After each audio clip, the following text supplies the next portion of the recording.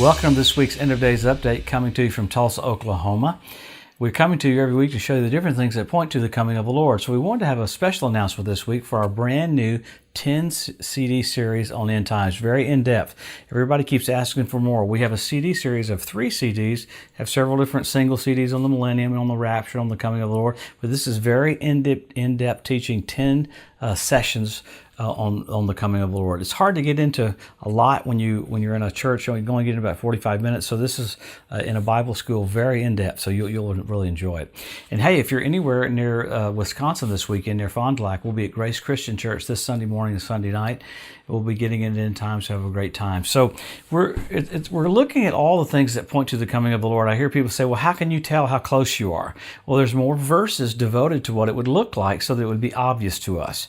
And it's weird, the thought pattern's been, well, you can't tell when the Lord's coming, yet he went out of his way to give us 50 some odd signs about exactly what the earth would look like just before the coming of the King. So the rapture is signless, but the second coming has sign after sign after sign. So Jesus rebuked them. He said, hey, you can tell what your hour, you can tell what the weather's going to be, but you don't know what your hour, your visitation is. So he wanted them to know. Just like in the Old Covenant, he had a tribe of Issachar that was devoted to understanding the times to know what the children of Israel ought to do.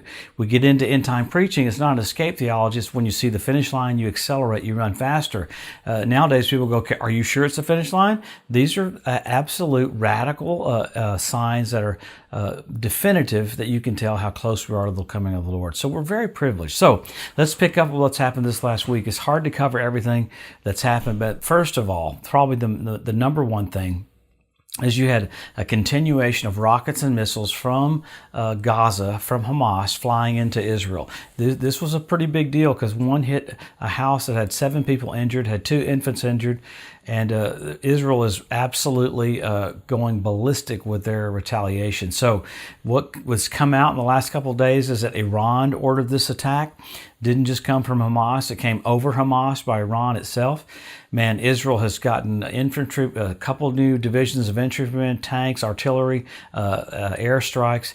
Remember their last couple of airstrikes a couple of weeks ago were all on empty targets. These are not on empty targets, but it looks like the leadership of Hamas got out of there before some of the missiles came in from Israel. I mean, Israel's really going for it this time. Looks like they're going to send a message, you can't keep firing shells into Israel and get away with it. This is how radical it is, and we hear no word of it here in the U.S. or in even different parts of the country.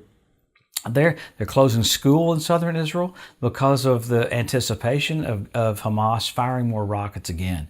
So it's wild that you have all these other states backing Iran, trying to get Hamas to annihilate Israel. Crazy. I mean, there is a setup right now for Hezbollah on the north and Hamas on the south to do this. So with all of that on the north, this is a huge deal. With all of that on the northern part of Israel, remember you have Iranian troops right on the edge of the Golan Heights? Well, President Trump signed a document into place saying that America basically designates that the Golan Heights is not disputed territory, it's Israel's territory. Why is that a big deal? Israel won that land back in the Six-Day War in 1967. Other nations want to call it disputed. It's not disputed. Syria and all the other Arab countries shouldn't have tried to annihilate Israel, and Israel ended up getting that territory, and it's rightfully theirs. So there's so much that you could get into about that, but I want to keep moving. So it's pretty cool to see the documentation of it and all that. That's radical. You had 5 Gulf states come against the signing of that, saying it's not what should happen. It'll lead to war. Russia even come out saying it is still disputed. You can't do that. It'll lead to war.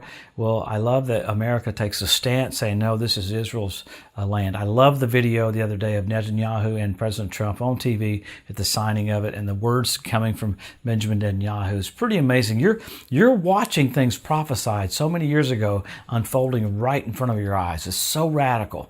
Same thing with the Temple Mount. You had all these things where a couple of weeks ago, some of the Israelis said, well, hey, we should have a synagogue on the Temple Mount because you have 4 mosques. So that's kind of rehashing this last week as well. So many things are happening. I mean, you have Russia sending troops to Venezuela, Russia sending planes to Venezuela.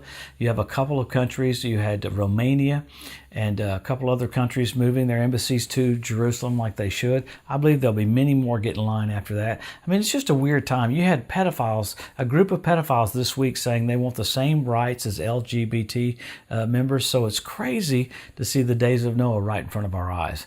Now, many more things keep happening around Israel with Hamas and the Gaza war.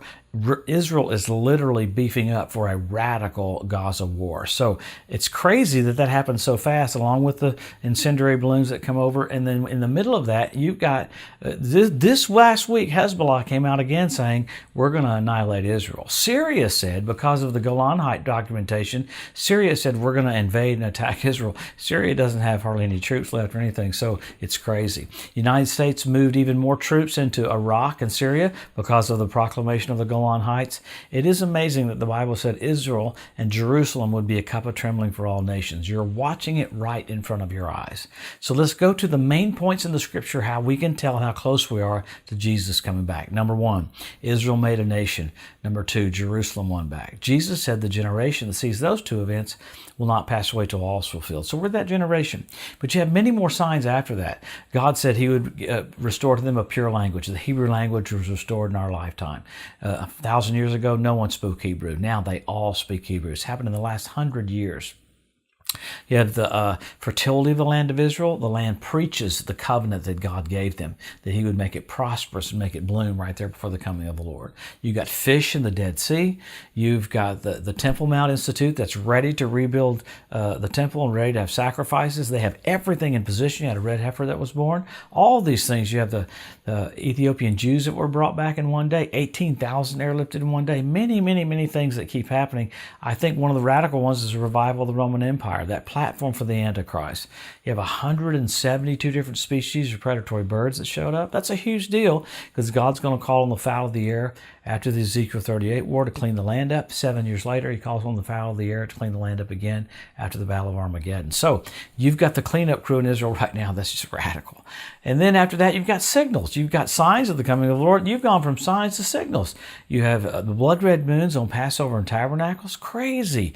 When's the last time you had 4 in a row like you had the last few years? The last time you had that was 67 when Jerusalem was won back, 1948 when Israel was made a nation, and 1492 when the Jews were kicked out of Spain. So the last gap was 19 years, then 48 years. I told the Lord, you're just showing off now in 1948. So then you had the Bethlehem Star this last year. You have many, many things to go along with the signs and the signals. You had the signs on the September 23rd day from the Revelation 12 sign. Tons of stuff happening where God's going, hello, physical signs in the earth, radical signals in the heavens that Jesus is about to come back. What do? Help our local church, help our local pastor, get the message out. It's all hands on deck. It's a thought pattern to be engaged. Could you imagine a football player, a quarterback at the 2-minute warning going, I don't need to look at the time clock. No. Everything's critical the closer you get to the end of the game. So we're there. If people go, well, why would you preach on the coming of the Lord? I had an evangelist tell me, well, Joe, you just get everybody's hopes up. Duh, that's exactly right. It's the blessed hope. Wow. The blessed hope. Isn't that something? The hope that purifies you even as you're pure. So we're blessed. Jesus said, lift up your head, your redemption is drawing nigh. Why? He wants you not to be downtrodden. He wants you happy and hopeful and excited because you're about to see Jesus face to face. How wild that we're all of a sudden going to go from faith to sight. So let's go for it. Come back next week. We'll get into much more that's happened with Gaza. Even though there was a truce from Hamas, they instantly started firing rockets right after they made the truce. So we'll see what happens there. But we all know this. Jesus is just about to come back. Have a blessed, awesome week. We'll see you next Wednesday.